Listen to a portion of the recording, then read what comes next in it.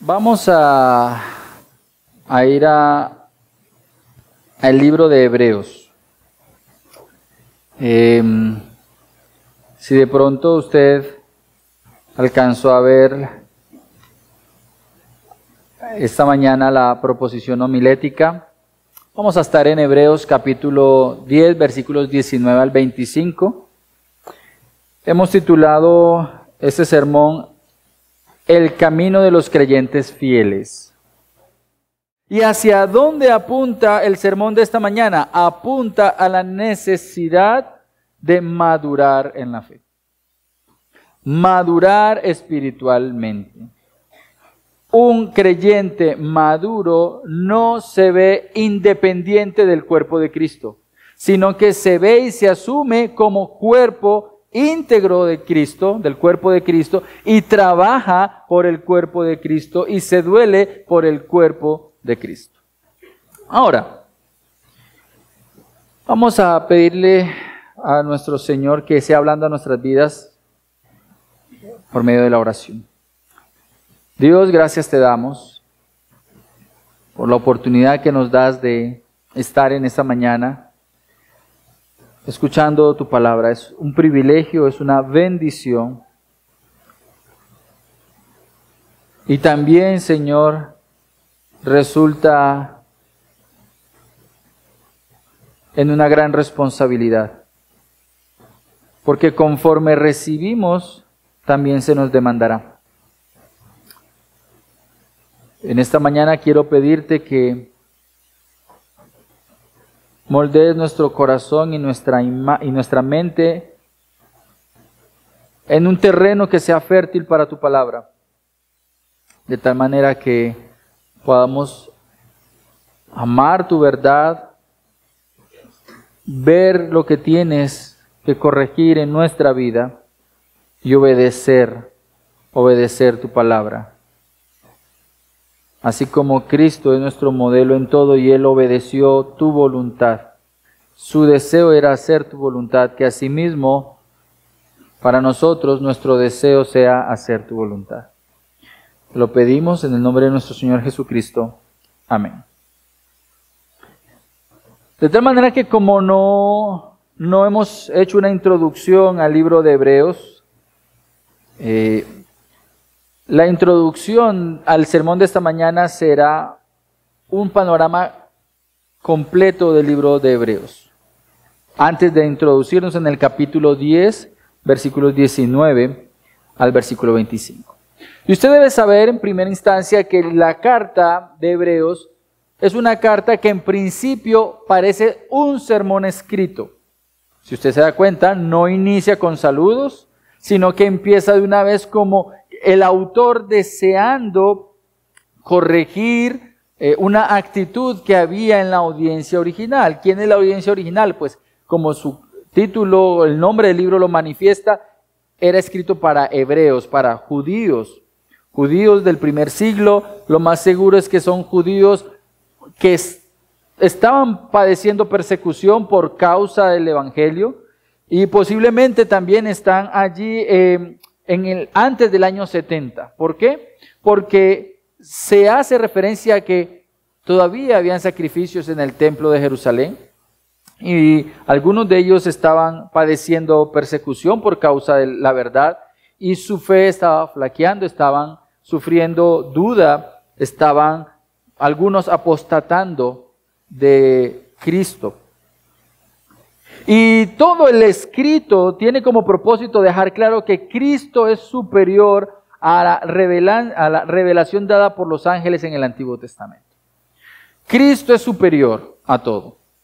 Ese es el mensaje de principio a fin del libro de Hebreos. Cristo es superior. Cristo es superior a la revelación de los ángeles. Cristo es superior a un linaje sacerdotal. Cristo es superior a un sistema sacrificial. Cristo es superior. Solo Cristo ha resucitado y ha recibido un nombre sobre todo nombre que es Señor. Ese es el título de mayor importancia en toda la Escritura. Filipenses capítulo 2, versículos 10 y 11 así lo enseñan. El nombre sobre todo nombre ha sido dado a Cristo y ese título es Señor. Ahora, Cristo es superior a tu apellido. Cristo es superior a tu nacionalidad. Cristo es superior a tu carrera profesional y a tu título universitario. Cristo es superior a tu creencia, a tu tradición, a tu opinión. Incluso Cristo es superior a tu ministerio. ¿Por qué? Porque Cristo es Dios. Y es algo que deseo de todo corazón que usted y yo podamos entender esto. Nosotros tenemos un gran problema y es que creemos, sí, que Cristo es Dios, pero muchas veces vivimos como si otras cosas fueran superiores a Cristo. Incluso tu pasado. Yo antes oraba, yo antes vigilaba, yo antes ayunaba y creemos que nuestro pasado es superior a lo que es Cristo hoy. El mensaje de Hebreos es Cristo es superior a todo. Esta verdad es necesaria repetirla una y otra vez porque nuestra mente es supremamente débil. ¿Y qué significa que nuestra mente es débil? Olvida fácilmente. Las circunstancias nos llevan a olvidar que Cristo es Dios, que Él sostiene todas las cosas, que no va a suceder nada en nuestra vida a menos que Él lo permita. Es necesario autopredicarnos que Cristo, el Salvador del mundo, ya pagó por nuestras culpas, por nuestros pecados. Porque muchas veces usted y yo nos entregamos no solamente a la duda, sino a la preocupación y al temor por causa de nuestro pecado. Muchas veces nos hundimos en nuestros errores. Pero la verdad es que Cristo ya pagó por mi pecado y por tu pecado si tú has puesto tu confianza en Cristo. Queda entonces por resolver si realmente perteneces a Cristo. El libro de Hebreos fue escrito con el propósito de alentar a un grupo de creyentes a que definieran su compromiso de seguir a Cristo. Ellos habían aceptado el Evangelio, judíos profesantes. Muchos de ellos habían hecho una confesión pública por medio del bautismo. Pero obviamente, la primera persecución que sufrió la iglesia fue a mano de los mismos judíos. Personas a quienes habían sido entregadas el pacto, los padres, los patriarcas. Todas las promesas habían sido entregadas a los judíos y muchos de ellos no podían aceptar que el Mesías no era lo que ellos habían deseado o pensado. Ellos querían un Mesías político que los liberara del Imperio Romano. Y cuando llega su Mesías montado en un pollino diciendo yo soy el que voy a perdonar sus pecados, a ellos no les gustó esa idea de Mesías. Y muchos de esos judíos, maestros de la ley, se fueron en contra de los discípulos. Por eso, inmediatamente la iglesia en Jerusalén empieza a crecer. Los fariseos van y persiguen a Pedro y a Jacobo, las dos cabezas más visibles de la iglesia, y matan a Jacobo y a Pedro lo meten en la cárcel. Los judíos profesantes empiezan a sentir la persecución. Y eso es una realidad, entonces, para los judíos a quienes fue escrito el libro de Hebreos.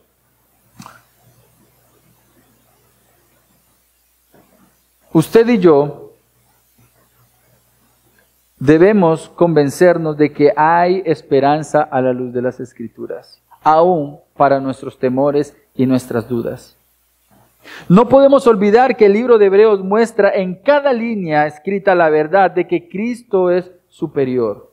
Pero a medida que se va desarrollando el libro, encontramos 5 advertencias que no podemos pasar por alto. Usted cuando va leyendo el libro de Hebreos se da cuenta que el autor va desarrollando una idea y de un momento a otro, advertencia número 1.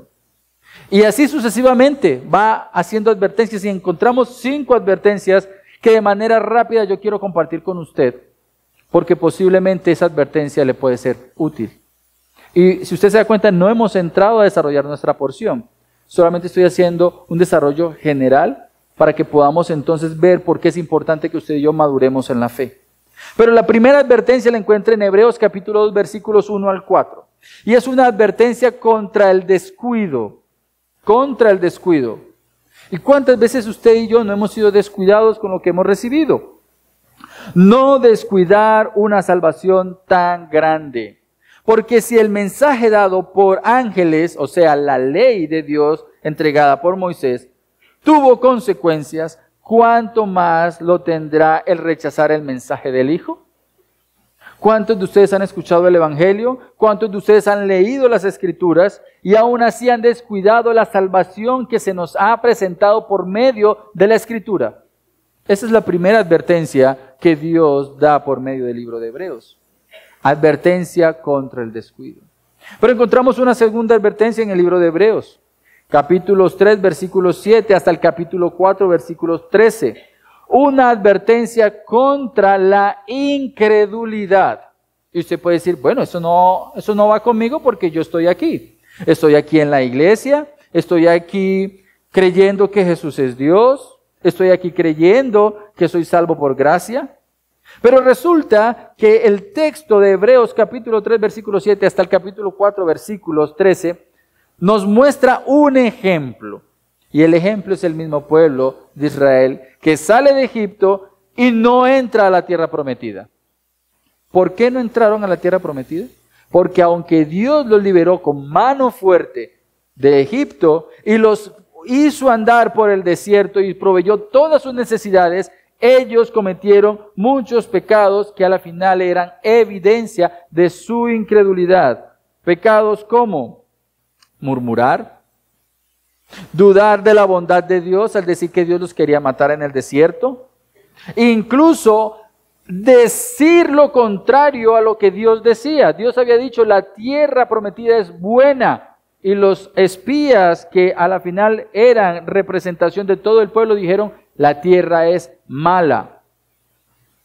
Estos tres ejemplos de pecado, murmuración, dudar de la bondad de Dios y decir lo contrario a lo que Dios dice, a la final, esos tres pecados, lo que revelan es la incredulidad del corazón.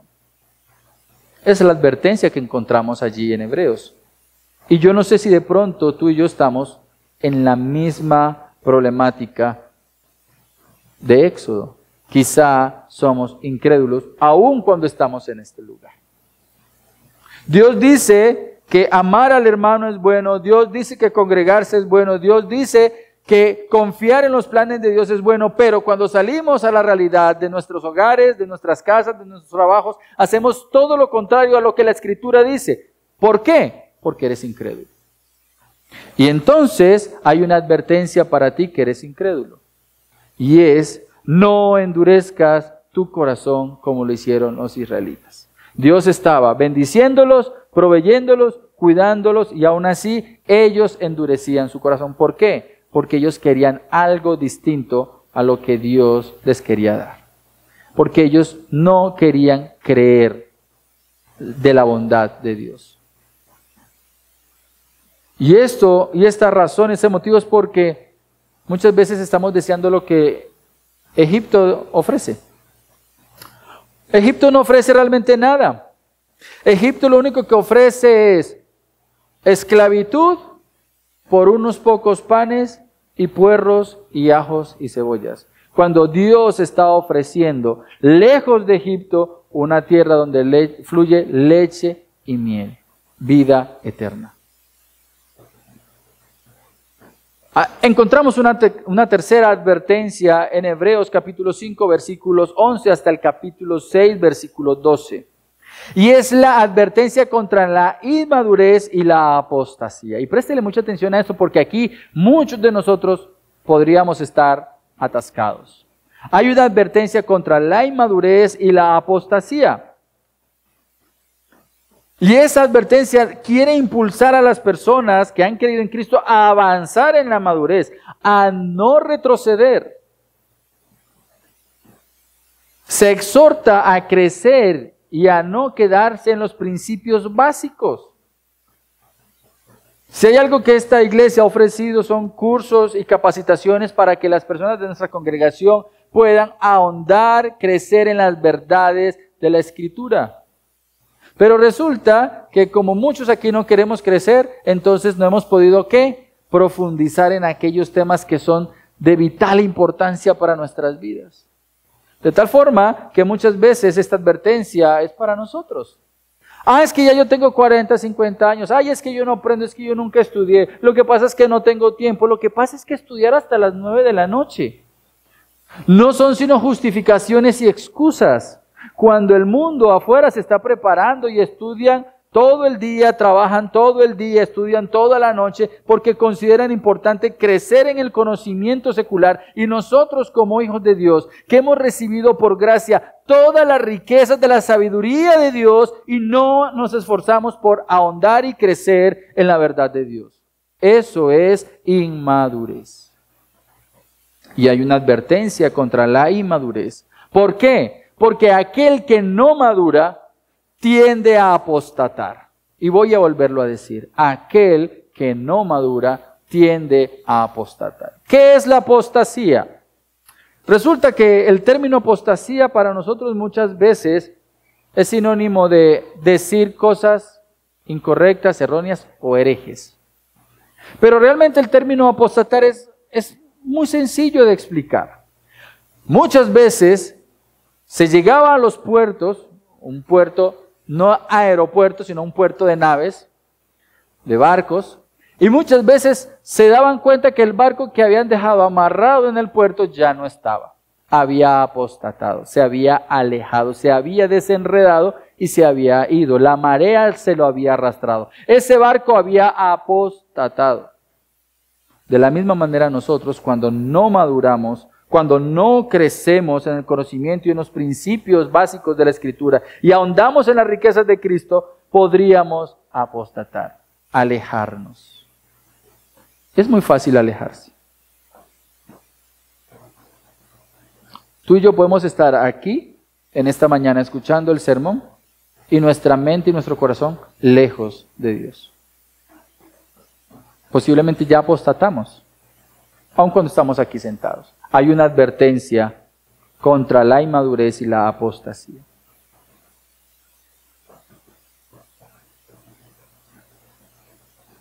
El peligro dentro de esta advertencia es que encontramos una palabra que es muy dura.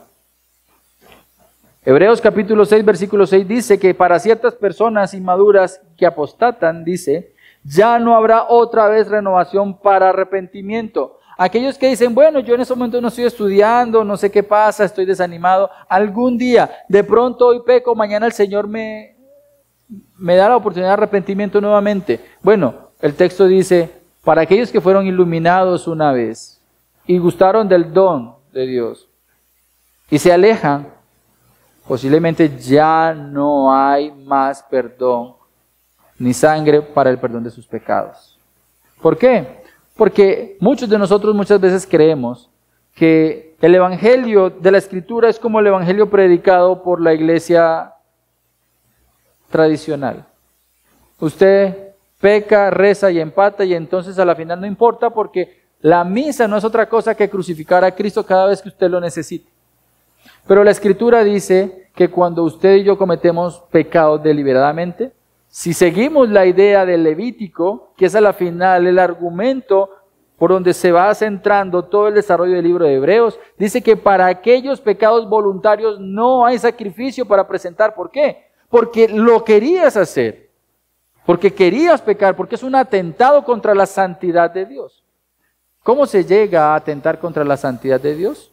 Habiendo disfrutado del don celestial, bueno, no queriendo crecer en la madurez espiritual.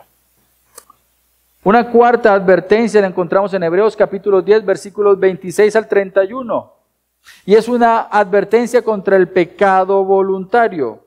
El juicio para quienes pecan voluntariamente después de conocer la verdad.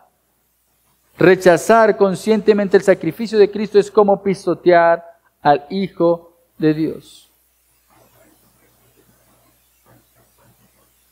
Y qué peligroso es este pecado. Muy peligroso. Yo sé que la salvación es por gracia, podrías estar diciendo. Yo sé que a la final Dios todo lo permite y mire cómo somos nosotros de perversos en nuestro razonamiento. Si yo cometo este pecado, ya Dios sabía, pero si Dios me va a salvar, entonces a la final Él va a perdonar mi pecado. Esos razonamientos no son otra cosa que un pecado voluntario. Y debemos tener mucho cuidado en caer en ese juego de razonamientos, porque eso es casi como lo que dice el libro de Isaías: aquel que le dice bueno a lo malo y malo a lo bueno tendrá condenación por parte de Dios. Tú y yo deberíamos es amar y anhelar la santidad de Dios. Tú y yo deberíamos trabajar por ser más como Cristo, no buscar excusas para pecar. A la final, aunque la filosofía de este mundo diga, amigos, solo hay uno y se llama corazón, la verdad es que la Escritura dice que el corazón es engañoso y perverso. Y muchas veces nosotros confiamos más en nuestro corazón que en la verdad de Dios. Déjame decirte que tú lo que deberías hacer primero es callar la voz de tu corazón e ir a la Escritura y permitir que Dios hable por medio de su palabra a tu alma para que puedas ser transformado a la imagen de Cristo. La quinta advertencia que encontramos en el libro de Hebreos la encontramos en el capítulo 12, versículos 25 al versículo 29. Y es una advertencia contra el rechazo de aquel que habla desde el cielo. Ojo con rechazar a aquel que habla desde el cielo, no desechar al que habla desde el cielo. Si no escaparon los que rechazaron a Dios en el Sinaí, en momentos en que Moisés habló, recuerden que el pueblo de Israel estaba todo allí alrededor de la montaña y la idea era que ellos escucharan la voz de Dios promulgar las 10 palabras, los 10 mandamientos, pero el temor los consumió, por lo tanto ellos dijeron, no, ve y habla tú, le dijo el pueblo a Moisés, ve y habla tú. Y a la final aquellos recibieron las palabras de Dios por medio de un profeta, Moisés, y todo aquel que violó el mandamiento dado por Moisés recibió condenación. La advertencia es la siguiente: ¿crees que tú te vas a escapar de las consecuencias de rechazar a aquel que habló desde el cielo?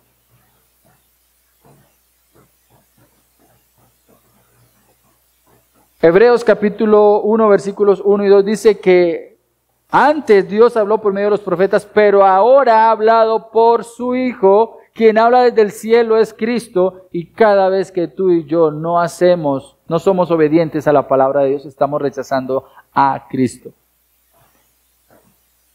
Yo espero que por lo menos, si hemos caído en alguna de estas advertencias, prestemos atención a lo que Dios tiene para nosotros hoy. Si has caído en las 5, dale gracias a Dios, porque es por gracia que tenemos la oportunidad de escuchar cómo Dios nos llama al arrepentimiento. Y ese es mi deseo al final de esta mañana. Estoy convencido de que esas advertencias que fueron para la audiencia judía del primer siglo, donde muchos guardaron falsas esperanzas, y si usted quisiera ver algunas esperanzas de algunos judíos, solamente es mirar a Pablo, citando Romanos 9, versículos 4 y 5. Algunos de ellos tenían sus esperanzas puestas en que eran israelitas, que habían sido adoptados por Dios como pueblo, que para ellos era la gloria, que para ellos fue dado el pacto, que ellos recibieron la promulgación de la ley, que a ellos se les dio la ordenanza de cómo debían rendir culto a Dios, y ellos recibieron las promesas de Dios. Muchos de ellos descansaban en esas esperanzas, en que ellos pertenecían a un linaje. Tú hoy podrías estar descansando en cualquier otra falsa esperanza, creyendo que porque eres no tan malo. Como suele decir mucha gente hoy, es que yo no he matado a nadie, y todavía se cree en esa mentira como si no odiaran a todo el barrio. Y Jesús ya había dicho, el que odia es culpable de homicidio. La mayoría de las personas hoy descansan en falsas esperanzas. Y estas advertencias tienen como propósito rescatarnos de la mentira. Estas advertencias tienen una resonancia para nosotros hoy. Esas verdades y sus aplicaciones podemos traerlas a la iglesia hoy.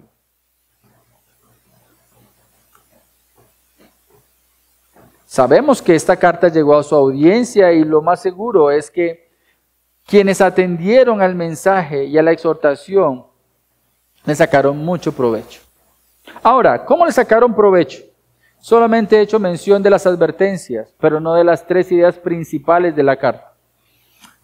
La primera idea de la carta era presentar a Cristo como superior. Ya lo dije desde el principio. Tú y yo debemos atesorar en nuestro corazón esta realidad. Cristo es superior. No los santos, no los ángeles, no tu moralidad. No, es Cristo. Y sobre Cristo debemos descansar. Pero la segunda idea principal que desarrolla toda la carta de Hebreos es que Cristo es el sumo sacerdote, el gran sumo sacerdote. ¿Cuál es la característica de este gran sumo sacerdote? Que es compasivo y fiel, capítulo 2, versículos 17 y 18. Que es superior al sacerdocio levítico. ¿Por qué? Porque se presentó una vez y para siempre, es un sacerdocio eterno, confiable, seguro, capítulo 7. Que es mediador de un mejor pacto, capítulo 8. Y que su sacrificio único garantiza perdón y herencia eterna, capítulos 9 hasta el capítulo 10, versículo 18. Esa era la segunda idea principal de toda la carta de Hebreos. Cristo es el gran sumo sacerdote, el gran mediador. No hay nada más cómodo para cualquier persona saber que cuando te tienes que presentar a un superior, vas acompañado de alguien que sabe que es el mejor amigo del superior. Porque tú sabes que esa persona, que es amiga de él, pero que es amiga tuya, va a mediar por ti. Eso es Cristo para el creyente. El gran sumo sacerdote. Un mediador excelente, fiel y compasivo. La tercera idea de toda la carta es que en Cristo hay razones para no retroceder en la fe. Escucha muy bien, yo no sé si tienes problemas y dudas en tu fe, pero si tú has creído en la verdad de Dios, si tú sabes cuál es el mensaje del Evangelio, si tú has escuchado una y otra vez, año tras año, en qué consiste el Evangelio, yo te quiero decir una cosa, no hay razones para retroceder en tu fe.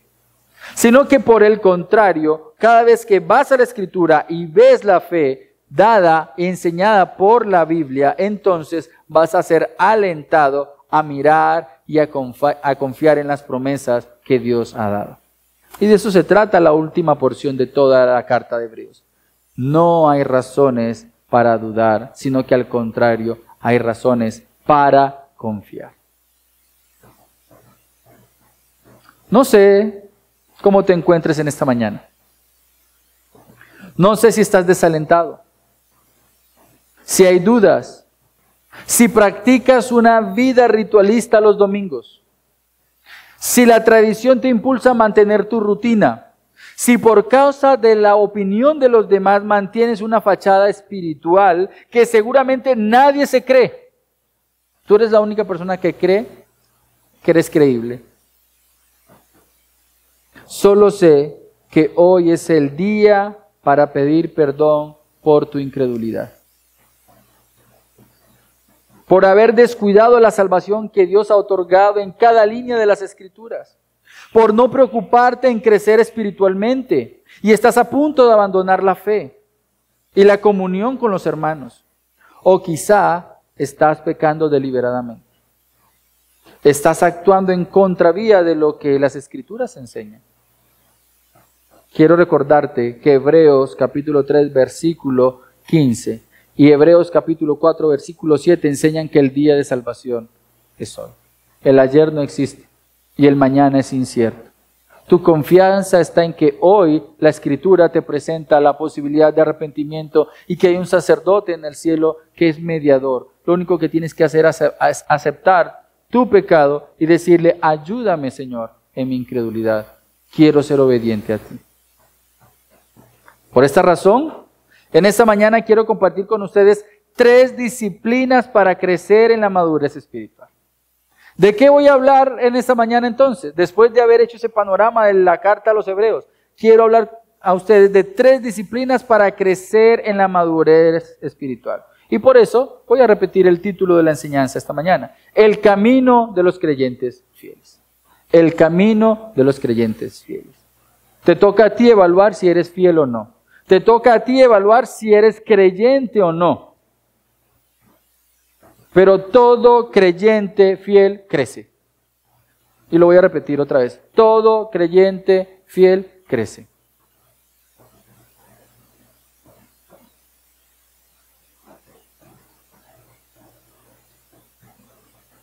Un maratonista se preparó para la carrera de su vida. En competencia, a medida que avanzaba, su cuerpo comenzó a fatigarse. Lo que suele pasar cuando usted, después de 2 meses de no hacer ejercicio, usted sube 5 escaleras y está fatigado, ¿sí o no? ¿Alguno aquí se ha ahogado después de subir 3 pisos de escaleras? Eso es fatigarse, quedarse sin aliento. De tal manera que la tentación de rendirse lo envolvió. Pero entre los gritos de aliento de la multitud encontró un nuevo impulso y siguió corriendo. Porque en una maratón la meta no es llegar primero. En una maratón la meta es llegar. Este corredor es como nosotros. Es como nosotros en nuestra fe. Muchas veces nos vemos tentados a abandonar la fe por las cosas que pasan alrededor. Porque como lo enseñó en su momento el hermano Josué Pineda, la vida es dura. Y a veces es muy difícil. Y a veces los problemas nos agobian. Las enfermedades nos trituran.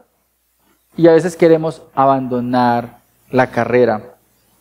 Pero Hebreos capítulo 10, versículos 19 al versículo 25 nos anima a perseverar en la disciplina que nos hacen fuertes y nos impulsa a mantener buen ritmo en la carrera de la fe. Vamos a ver la primera disciplina. Cultivar una relación cercana y sincera con Dios. Cultivar una relación cercana y sincera con Dios. Hebreos capítulo 10, versículos 19 al 22. Acompáñame allí, por favor. Hebreos 10, versículos 19 al 22. Y dice la porción de las Escrituras: Entonces, hermanos, puesto que tenemos confianza para entrar al lugar santísimo por la sangre de Jesús, por un camino nuevo y vivo que Él inauguró para nosotros por medio del velo, es decir, su carne, y puesto que tenemos un gran sacerdote sobre la casa de Dios, acerquémonos con corazón sincero, en plena certidumbre de fe, teniendo nuestro corazón purificado de mala conciencia y nuestro cuerpo lavado con agua pura.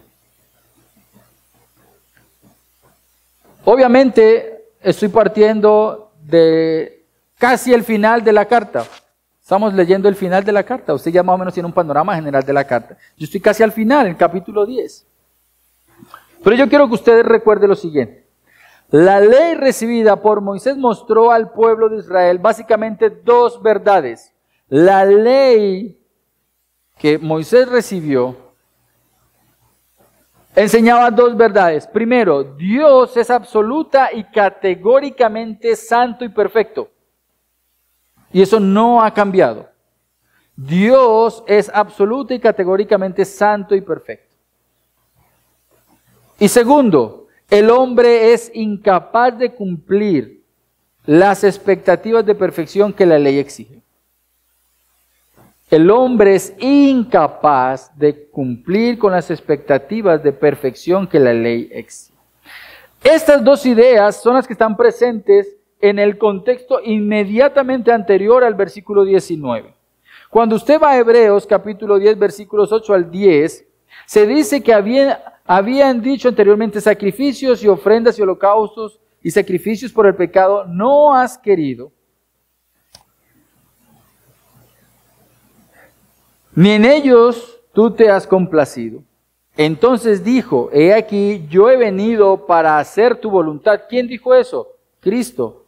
Él quita lo primero para establecer lo segundo, versículo 10.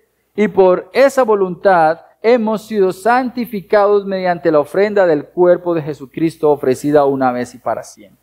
El párrafo anterior, capítulo 10, versículos 8 al 10, enseñan que había un deseo en el corazón de Cristo de presentarse como sacrificio para alcanzar para su pueblo, para sus hijos, santificación. Lo que usted nunca podría hacer, el deseo de Cristo era alcanzarlo para ti, que fueras santo. De tal manera que Cristo se ofreció voluntariamente para satisfacer las demandas judiciales y penales. Hay un logro que quizá no hemos contemplado con suficiente detenimiento. En Cristo hubo y hay perdón suficiente para todo pecador que acude a Él en verdadero arrepentimiento. ¿Tú alguna vez has contemplado realmente lo que esto significa para ti? ¿Qué significa que Cristo proveyó perdón para todos tus pecados?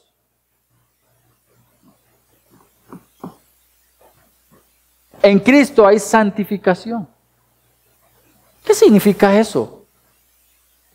Eso significa que en Cristo el cristiano fiel es limpio, limpiado. Somos apartados del pecado para Dios.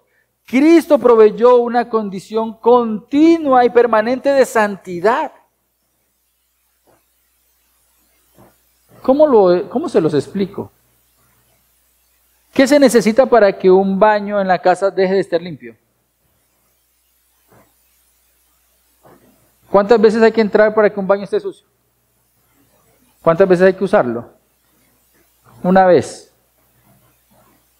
Usted sabe que el término santificación en la escritura posicional es que independientemente de lo que usted haga por causa de su naturaleza humana pecaminosa, cuando usted ya ha creído en Cristo, usted delante de Dios está siempre limpio.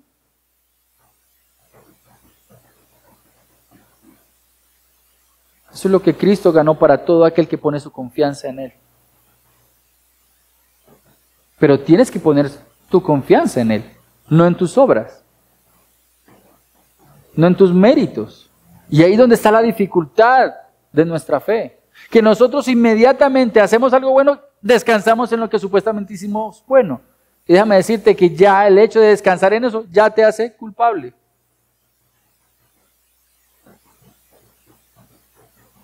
Esta es la santificación posicional. Esta santificación hace posible que diariamente accedamos ante el trono de la gracia y hallemos oportuno socorro. Tú no podrías llegar nunca delante del Padre a decir: Señor, aquí estoy, ayúdame en mi incredulidad, ayúdame en mi pecado, si no fuera por lo que Cristo alcanzó para nosotros. Tú puedes llegar sucio delante de Dios, pero Dios ya te ve limpio por la obra de Cristo. Y tú vas a llegar a pedirle perdón por tus pecados y ya el Padre está viendo que estás limpio porque Cristo logró para ti santidad. ¿Qué más logró Cristo para los hijos de Dios? Una posición de honor, una posición de honor. Y eso lo encuentran ustedes entre el versículo 11 y el versículo 18. Como sumo sacerdote y nuestro mediador entre Dios y nosotros. Ese sumo sacerdote terminó su labor al haber logrado en un solo sacrificio satisfacer las demandas de la ley. De tal manera que usted no tiene que estar pensando, bueno, ¿será que Jesús ya hizo el sacrificio de hoy para yo estar limpio de mi pecado? ¿Será que ya lavaron el baño para poder entrar? No. Cristo murió una vez. ¿Y cómo sabemos que ese sacrificio fue suficiente? Porque resucitó una vez y está a la diestra del Padre, esperando a que todos sus enemigos se postren ante Él. Pero ya Él terminó su tarea. Él terminó su labor. Es un sacerdote que no tiene que depender de cómo está, cómo se siente para servir. Se dispuso una vez y lo hizo en perfección y logró para nosotros perdón completo. Con esto en mente,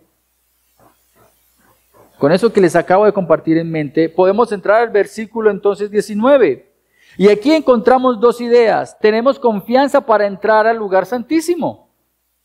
Tú y yo debemos trabajar en esa disciplina de una relación cercana con Dios, con una disciplina, un acercamiento con Dios, porque tenemos confianza para entrar al lugar santísimo.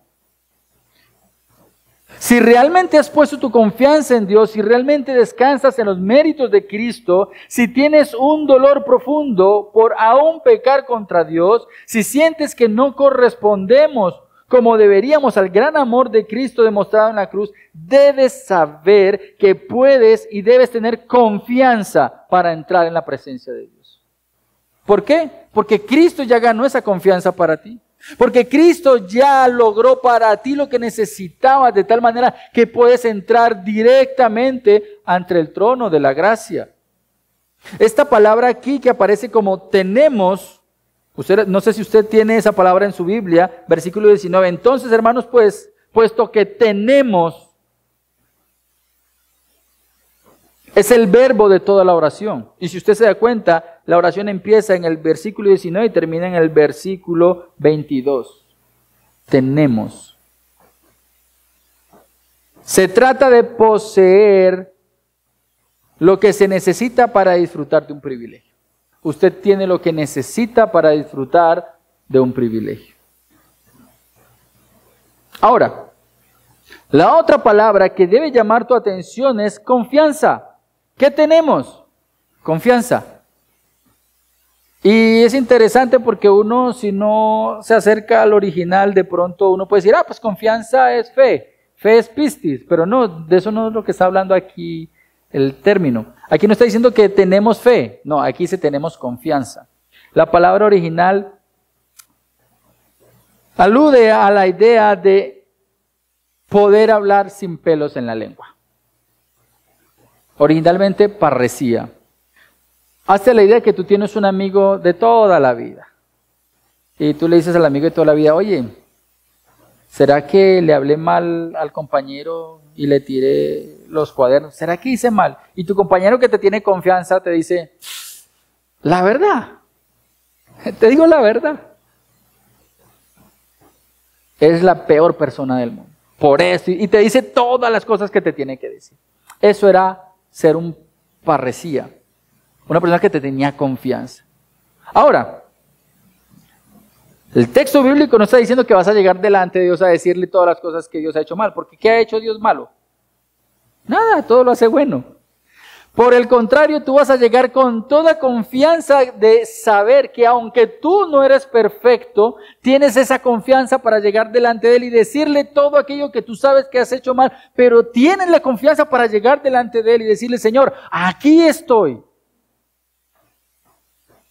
Tú me salvaste. Tú me limpias todos los días. Necesito que tú extiendas sobre mí lo que yo necesito para ser cada vez más limpio, pero aquí estoy. De las primeras cosas que hace el Satanás con nosotros cuando pecamos es alimentar nuestra culpa y lo que hacemos es alejarnos de Dios. La Biblia lo que está diciendo es lo contrario. Si tú sabes que has puesto tu confianza en Cristo, lo primero que tienes que hacer es llegar delante de Dios en una actitud de arrepentimiento. Pero debes tener confianza. Debes tener confianza. Esto no era posible en el Antiguo Testamento. Y de eso se trata la porción que está hablando aquí el autor de la carta. En el Antiguo Testamento eso no era posible para aquel que había puesto su confianza en las promesas de Dios. ¿Por qué? Porque cuando tú llegabas al templo, entonces había un lugar santo y había un lugar dentro del lugar santo que era el lugar santísimo y solamente una sola persona podía entrar delante de la presencia de Dios una vez al año. Y no lo hacía con toda confianza, lo hacía con mucho temor. Y tenía que cumplir un sinfín de rituales ceremoniales. Ser rociado con la sangre, después ser lavado con agua, para después, ahí sí, entrar delante de Dios y pedir misericordia por un año más. Ellos en el Antiguo Testamento no poseían la confianza para acercarse cuando quisieran. Ahora, Cristo hizo por la iglesia lo que nadie podía hacer. Ganar para nosotros total confianza ante el Padre. El sacrificio en la cruz, un sacrificio total, donde su cuerpo fue molido, azotado, desfigurado. Cada azote y cada golpe era sinónimo de la paga de tu pecado, de mi pecado. Por eso el autor de Hebreos hace una analogía entre el cuerpo de Cristo y el velo. ¿Qué tenía que pasar para que hubiese acceso directo a la presencia de Dios en el lugar santísimo? Había un velo bien grueso que separaba el lugar. Cuando Cristo muere, el velo es rasgado. Pero aquí el autor está diciendo, ese rasgado de ese velo no era tanto en el lugar santísimo, fue en la cruz. El cuerpo de Cristo fue desgarrado. Y ese sacrificio es el que permite que nosotros tengamos acceso a Dios directamente.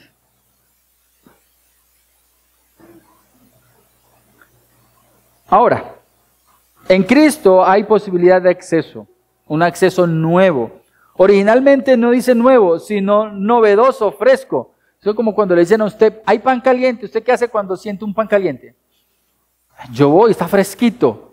El autor de la carta a los Hebreos está diciendo, ¿saben qué? Nosotros, la muerte de Cristo, el velo se rasgó hace poquito. Esto es nuevo, esto es novedoso, es última hora. Aprovechemos que tenemos un camino nuevo y un camino vivo. ¿Y qué significaba un camino vivo? Significaba que aquel que murió resucitó, y eso era sinónimo de que la vida eterna que se predicaba era real.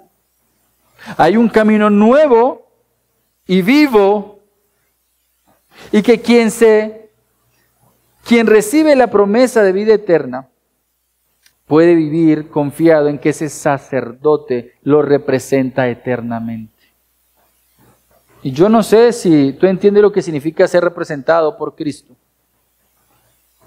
Significa que nadie te puede acusar. Pero primero tienes que confiar en Él. Tienes que vivir para Él. ¿Cómo nos vamos a acercar confiadamente ante el Padre?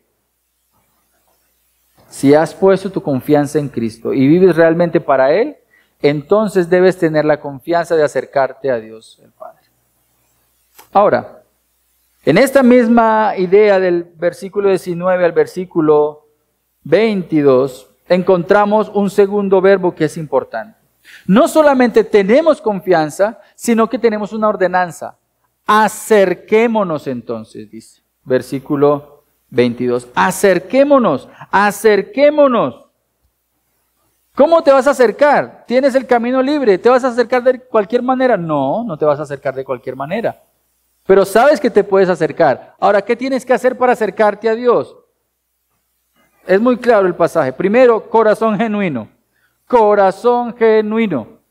Yo no veo tu corazón. Ningún ministro puede ver tu corazón. Ningún hermano en la iglesia puede ver tus verdaderas intenciones, pero Dios sí. Y el primer requisito que Dios presenta para que tú te acerques con confianza a Él es que llegues con un corazón genuino. ¿Estás confiando en que eres bueno? No es un corazón genuino. ¿Estás confiando en lo que pasó en tu vida pasada? No es un corazón genuino. ¿Estás confiando en que traes una ofrenda de dinero a Dios? No es un corazón genuino. No estás siendo agradecido, no estás entendiendo que lo que vives es por gracia. ¿Qué significa un corazón genuino? Sin motivaciones ocultas o aparentes, no con actitudes mecánicas. ¿Qué vas a hacer el domingo? Pues voy para la iglesia. Eso es mecánico. No estás entendiendo lo que Cristo ganó por ti y para ti. En las Sagradas Escrituras el corazón suele representar la vida interior de una persona, que puede incluir los pensamientos, la voluntad, las emociones y el carácter. Cada vez le doy más vueltas al tema del carácter. ¿Es que yo soy así? No, no eres así. Quieres ser así. Tu carácter debe parecerse al de Cristo. El carácter se lee fácil por los hábitos como te comportas. y Dios puede transformar tus hábitos de tal manera que tu carácter puede ser el reflejo de la obra de Cristo en tu vida. Así, es significativo que el nuevo pacto que nuestro autor ha estado tratando con gran dedicación requiere que se escriba las leyes de Dios en el corazón del hombre. De lo que está hablando aquí el autor es que tú te puedes acercar confiadamente a Dios porque lo que Cristo ganó para ti es que la ley de Dios, que era imposible para nosotros, humanamente hablando, porque estaban escritas y tenías que pensar qué es lo que hay que hacer, cómo es que hay que hacerlo. Bueno, ya no tienes que pensarlo mucho. ¿Quieres agradar a Dios? Haz lo que Dios te ha dicho que hagas. Ama a Dios y ama a tu prójimo. Y eso Dios lo que hace es marcarlo en tu corazón. Y ahora tu deseo es amar a Dios y amar a tu prójimo. Tienes que lidiar con tu orgullo, tienes que lidiar con tu egoísmo, pero si realmente hay un deseo por agradar a Dios, vas a poder vivir bajo la ley que Dios ha escrito en tu corazón. ¿Qué más dice el texto? Acerquémonos con corazón sincero en plena certidumbre de fe, plena convicción de confianza, confianza completa y absoluta en las promesas de Dios. Esta confianza permite al creyente perseverar en medio de las pruebas.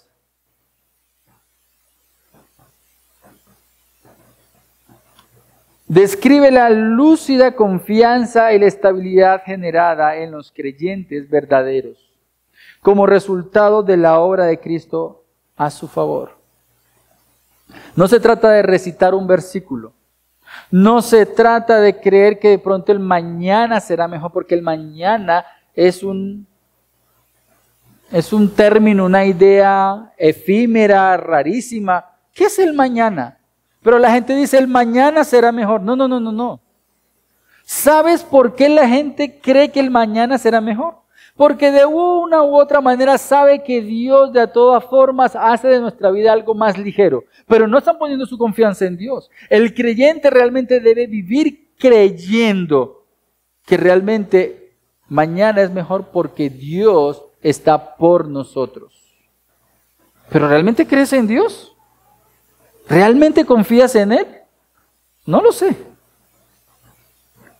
Ahora, dice, acerquémonos con confianza sincera, en plena certidumbre de fe, teniendo nuestro corazón purificado de mala conciencia y nuestro cuerpo lavado con agua pura. Preste la atención a esto. La tercera requisito es estar limpios. ¿Limpios de qué? De una conciencia culpable. ¿Por qué el creyente debe estar limpio de una conciencia culpable? Por una sencilla razón. Primero, aunque sabemos que somos pecadores, cuando tú y yo hemos nacido de nuevo, el deseo real del corazón del creyente es agradar a Dios. Segundo, vas delante del Padre y le pides perdón por tus pecados y confías en que Él es un Padre amoroso que perdona el pecado. Por lo tanto, cuando tú tienes esa certeza en tu vida, tú puedes estar libre de una conciencia culpable. Y nuestros cuerpos lavados con agua pura. Esta idea hace referencia a la purificación que el sacerdote debía cumplir para presentarse delante de Dios. Tú no necesitas nada para llegar delante de Dios. Tú lo único que necesitas es creer que Él es, que Él está dispuesto para escuchar. Que tu deseo realmente es estar con Él. No hay conversaciones más gratas que el hecho de saber que te vas a sentar con alguien con quien conversas rico. Bueno, ¿realmente es lo que tú deseas también con Dios? Hasta donde tengo entendido, los predicadores de más reconocimiento, de mayor reconocimiento en nuestra época, apuntan a la misma idea, y es que se nos dificulta orar. Pero ¿sabes qué está diciendo este pasaje de manera práctica? Aun cuando se nos dificulte orar, porque nuestra naturaleza pecaminosa nos dice, no es necesario orar, porque la oración es un sinónimo de saber que dependemos de Dios. Tú dices, voy a orar porque, 2 puntos. Es grato hablar con Dios. Porque enriquece hablar con Dios. Porque cuando hablo con Dios, Él clarifica mi mente, limpia mi corazón. Filipenses de una u otra manera dice, limpia tus emociones.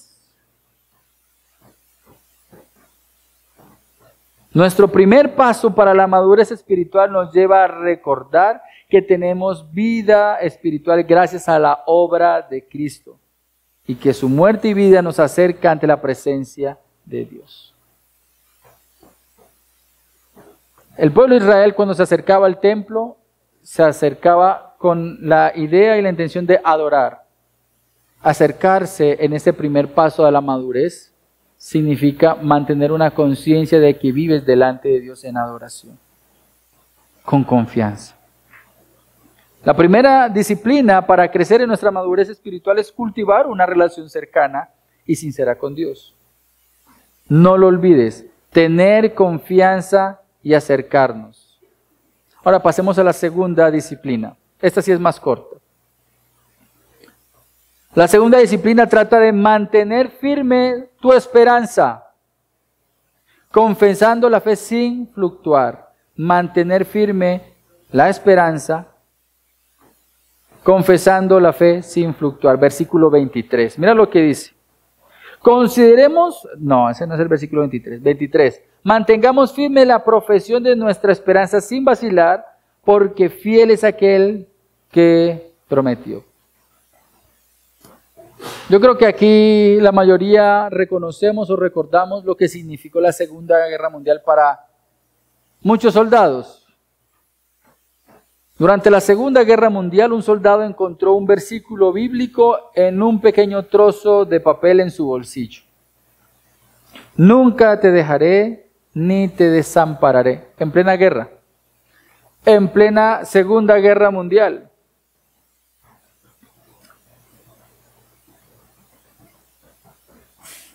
La pregunta que yo podría hacerte es, ¿qué es lo que te motiva a seguir viviendo? ¿Qué te motiva a seguir viviendo? Esa respuesta que estás pensando es la que te va a acercar a qué tan maduro eres espiritualmente. Si lo que te ayuda y te mantiene con deseos de seguir viviendo son las promesas de Dios, vamos por buen camino. Pero si ni siquiera se te pasó por la mente es porque estás pensando como el mundo piensa. Y nos falta entonces crecer en la madurez espiritual.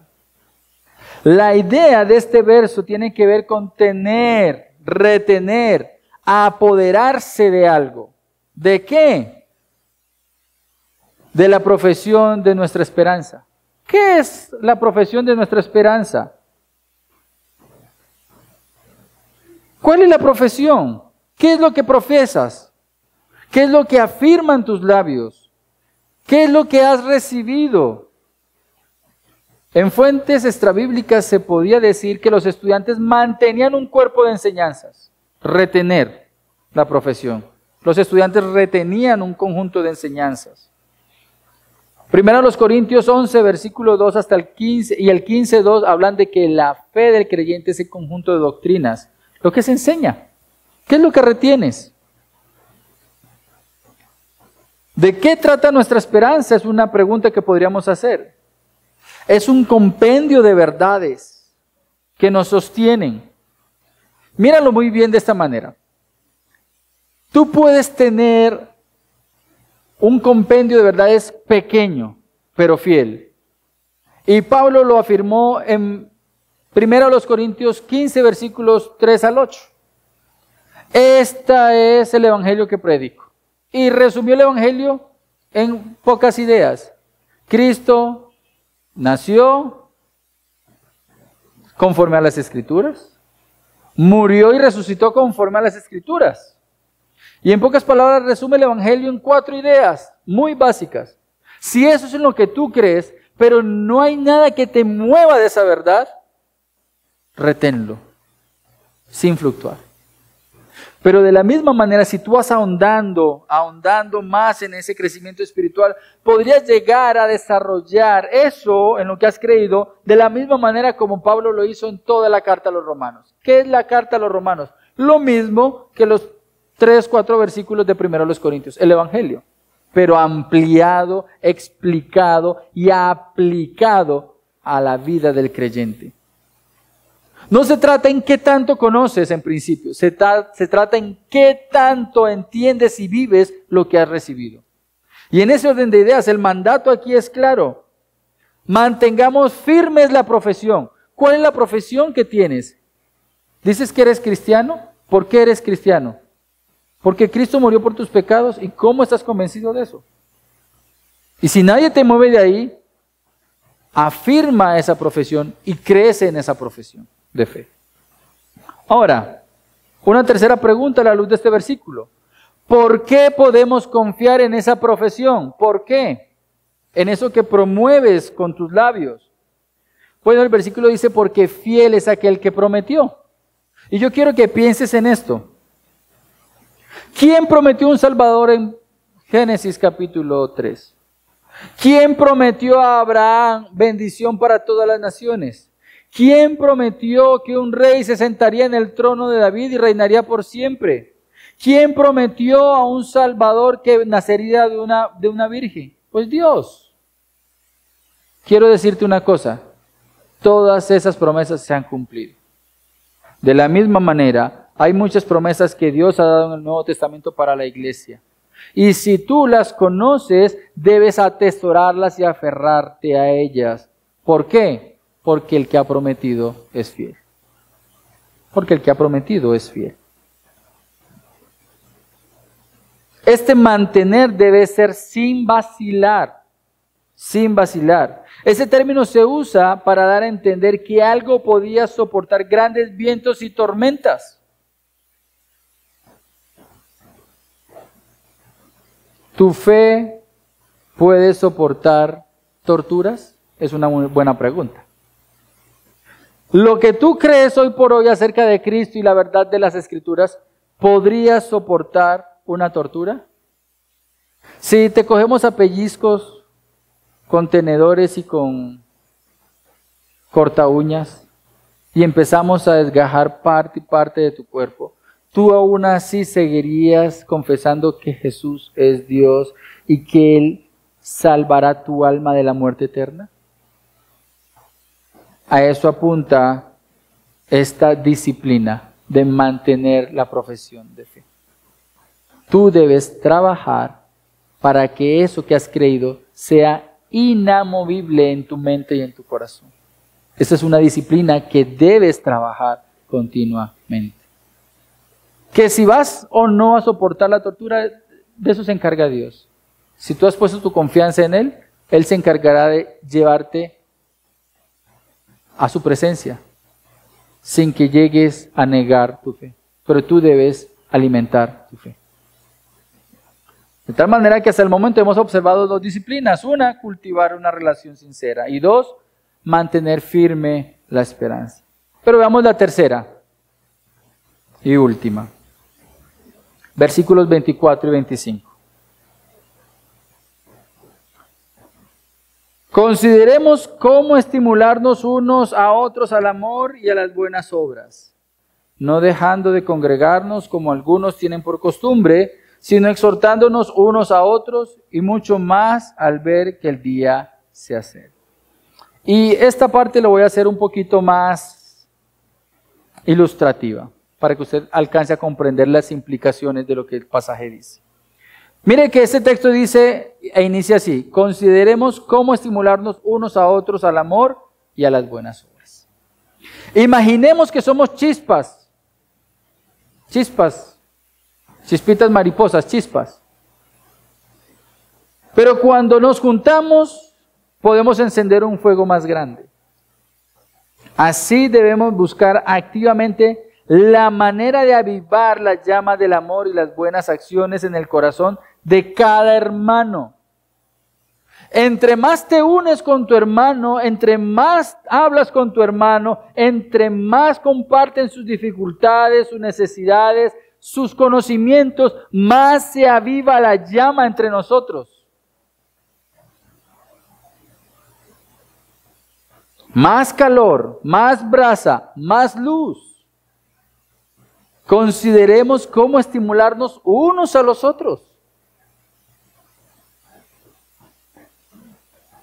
Esta acción en realidad parece en muchas ocasiones nuestra antítesis. Nosotros como iglesia a veces hacemos lo contrario. Es como si la Biblia dijera, consideren cómo alejarse más el uno del otro. Buscamos excusas para no vernos, para no alimentarnos, para no estudiar. Ay, es que todos los días ir a la iglesia. Oración 2 veces a la semana. Uy. A veces alimentamos lo contrario. Estudio hasta las 8:30 de la noche. No, hasta ahora ya me perdieron. Debería ser lo contrario.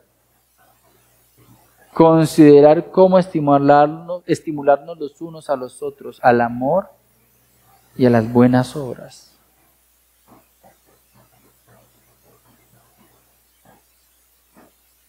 Esto es contrario al mandamiento de Jesús. Jesús enseñó y ordenó, ámense los unos a los otros, ámense los unos a los otros. Por asunto de tiempo no vamos a leer Romanos capítulo 12, versículos 9 al 17, pero anótelo en su cuaderno, Romanos 12, versículos 9 al 17 y póngalo en práctica. Pero el pasaje de Hebreos continúa. Después dice, no dejando de congregarnos.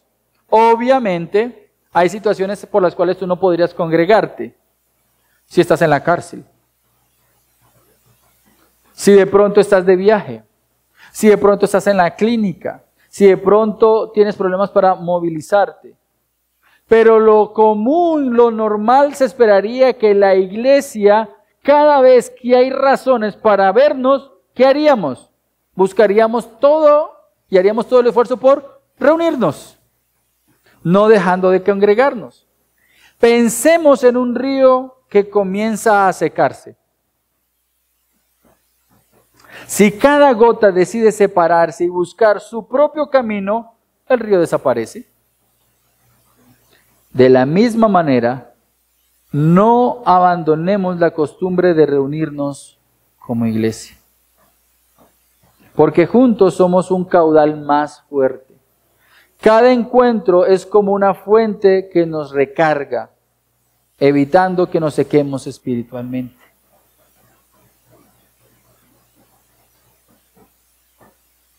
Estamos llenos de excusas para evitarnos vernos. Pero la Escritura nos está diciendo todo lo contrario. Busca toda la excusa posible para verte con la iglesia. Vamos a suponer que nos vamos y llueve hoy por la tarde y usted sabe que en la parte de atrás y aquí en los salones se encharcan los salones. Ya tienes excusa para volverte a ver con los hermanos. ¡Ey, mira! Llovió anoche, seguramente eso se inundó, ¿vamos o qué? Y entonces así nos llamamos todos y volvemos a estar aquí el lunes tempranito para organizar la iglesia y nos volvemos a ver. Y lo que nos rodea es ese deseo por conocer de Dios, compartir de Cristo, hablar de nuestra fe, buscar excusa para vernos, no para alejarnos. Y la exhortación es más que decir, es implicarse en la necesidad del otro. Y mira lo que sigue diciendo, no dejando de congregarnos, como algunos tienen por costumbre, sino exhortándonos unos a otros. Ese exhortándonos no es animar al otro, hey, vaya, hey, congréguese, no. En lugar de simplemente decir ánimo, la idea es ser constructores que levantan muros firmes. Alentémonos, consolémonos, desafiémonos y fortalezcámonos mutuamente. Imaginemos a escaladores exhaustos ayudándose a subir una pared. Cada palabra de aliento, cada mano extendida marca la diferencia. Y hagámoslo con una urgencia creciente, como si viéramos la primera luz del amanecer después de una larga noche. Imagínate que todos ustedes pagamos una excursión y nos vamos para el cerro que para una pirámide. ¿Cómo es que se llama? El Cerro Tusa. Y entonces la idea es salir de aquí a las 3:30 de la mañana. Porque lo espectacular de ir al cerro no es subirlo, sino ver el amanecer. ¿Listo? Y resulta que hay un quedado, son las 5:35, el sol se va a ver en el horizonte a las 5:40, en 5 minutos esa persona sola no sube, a menos que 4 bajen y lo suban. No queremos que esa persona se pierda del amanecer. Todos nos animamos, nos esforzamos por alcanzar la meta. La meta. ¿Cuál es la meta según el versículo 25? Hay un día que se acerca. Hay un Salvador que se acerca a lo lejos. Día de juicio para unos, día de gloria para otros. Para la iglesia es un día de gloria porque la esperanza se hará realidad. Mis queridos hermanos, exhortémonos unos a otros a seguir la carrera, no lo contrario, que es desanimarnos los unos a los otros. Yo creo que ese es un pecado que cometemos mucho. Nuestras palabras son de desánimo. Nuestras palabras no son el alentarnos. Pero yo voy a ir a la idea inicial. Voy a retomar la idea inicial. Estamos en un mundo que no quiere a los cristianos, no quiere el cristianismo, no quiere a la iglesia. Y a menos que tú y yo estemos creciendo y madurando cada vez más, tú y yo vamos a terminar apostatando. La única forma como iglesia de permanecer firmes es crecer espiritualmente. Y en esta tarde ya te he compartido 3 disciplinas que te van a ayudar a crecer espiritualmente. La invitación es a que no dejes pasar esta oportunidad y empieces a practicar estas 3 disciplinas. Acércate a Dios con confianza. Primera disciplina. Segunda disciplina, alimenta tu fe. Sin vacilar, sin vacilación. Tercera disciplina, alimenta la hermandad con tus hermanos. Si tú practicas esas 3 disciplinas, vas a crecer espiritualmente y esta iglesia va a ser fuerte y por lo tanto, en vez de experimentar apostasías, vamos a ver cómo otras personas son alentados también por nuestra forma de andar y se van a unir en lo que es la unidad de la iglesia, la perfección de lo que el Espíritu Santo hace en medio de nosotros para gloria de Dios. Invito a que inclines tu rostro, vamos a orar. Señor, gracias te doy por la oportunidad que me has dado de compartir este texto.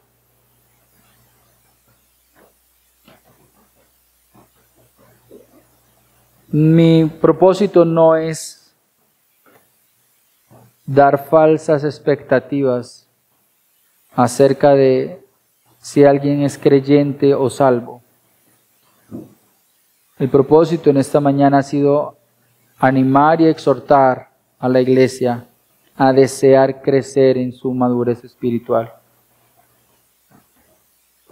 Y si alguno en este lugar, en esta mañana, no ha nacido de nuevo, la invitación es a que ponga su confianza en Cristo y empiece a vivir para Él. Porque hay suficiente perdón para el perdón de sus pecados. Solo debe poner su confianza completamente en la obra de Cristo. Para nosotros los que ya hemos escuchado de la verdad, tenemos 5 advertencias y 3 disciplinas. Ayúdanos, Señor, a ser diligentes y que podamos ver fruto de nuestra obediencia dentro de nuestra congregación. Te lo pedimos, Padre, en el nombre de Cristo Jesús. Amén.